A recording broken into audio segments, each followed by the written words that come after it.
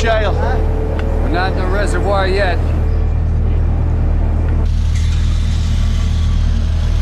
As a result of burning all this oil, we're slowly poisoning ourselves.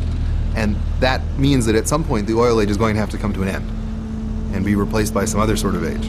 And there's a big question about what that could be. This is where we are. And the reservoir is just about where you're standing. We don't know that, Jez.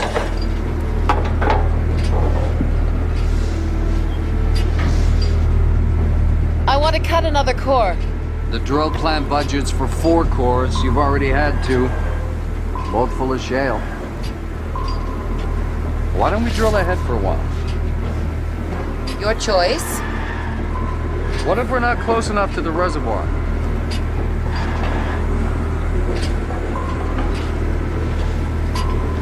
We're this close. What if you called too early? I haven't.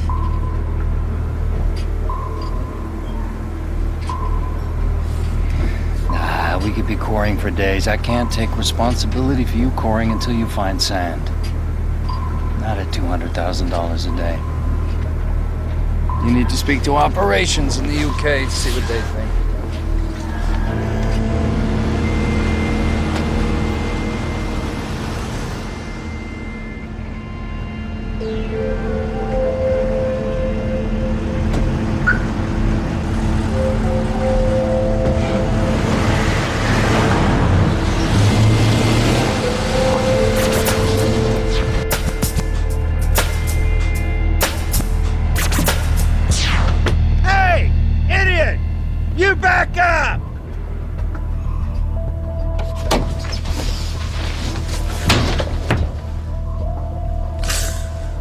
What is it?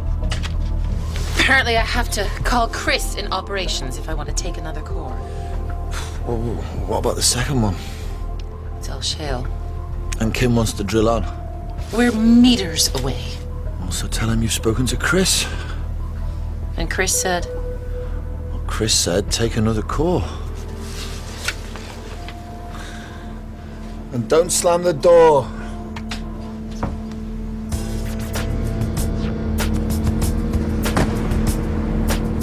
John, let's leave it. I got your key. Give me the keys, man. You move out of line or I'll move the goddamn car for you.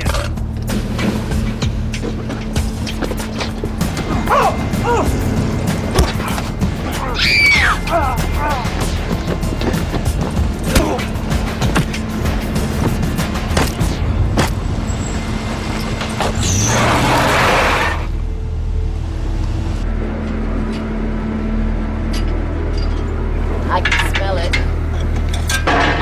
It's oil. It's oil. It's full of oil. Fresh oil.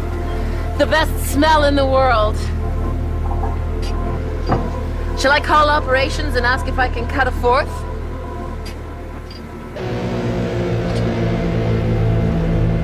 Somebody help me!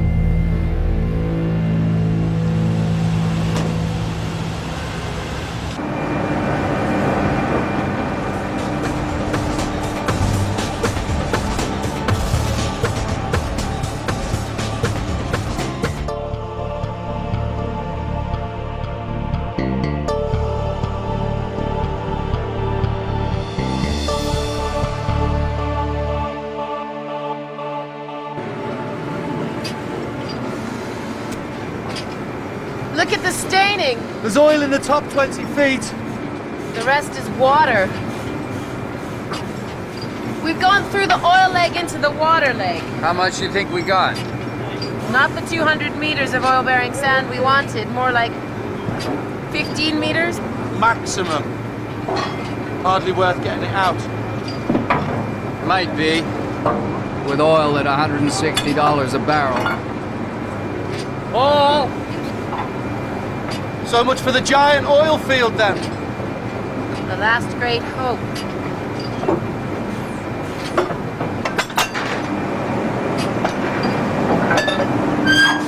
When you look at the success rates for these wildcat wells, it's probably only around 25%. You don't actually know if the oil's in the ground when you start to drill your well. So when it comes down to maybe the last great hopes up in Alaska and up in Anwar, not hitting them is a major disaster for the US, as many hopes, certainly politically, may have been pinned on them.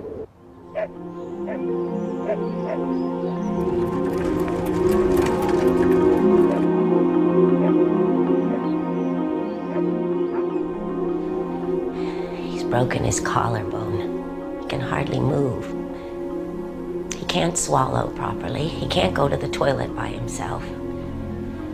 I'm changing his dressings every day.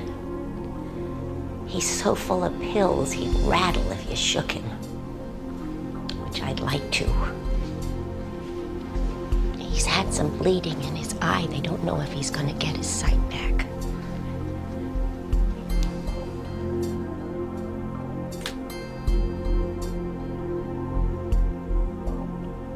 I'm sorry.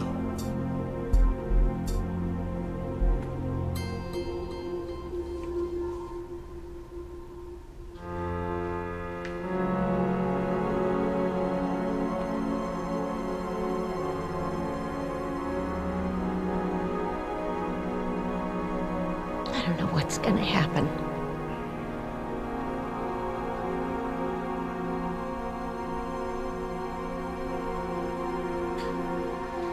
The moment of the end of the oil age, whenever it comes, if we don't plan for it, will be bleak and brutal. But when you get to the other side of it, it's possible that the world that comes out of a world in which we're less addicted to oil is a world in which people will actually quite like living.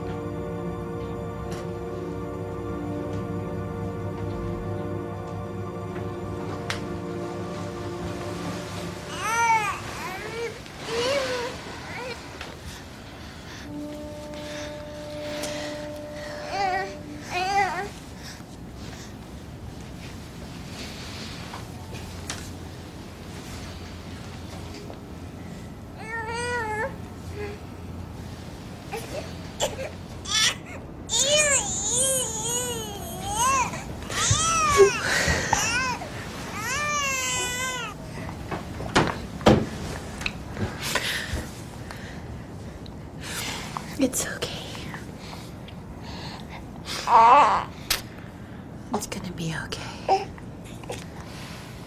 One thing that I take away from this drama is that it's very important for us to think today about what we can do to move away from the oil age, to build a more environmentally sustainable and a more secure economy that relies on fuels, a broader mix of fuels, that don't bring with them all the political, environmental problems that oil does.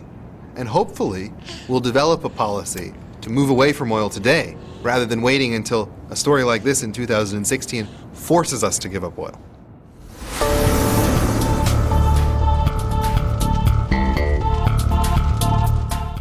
The Climate Chaos season continues tomorrow here on BBC Two as top artists experience the spectacle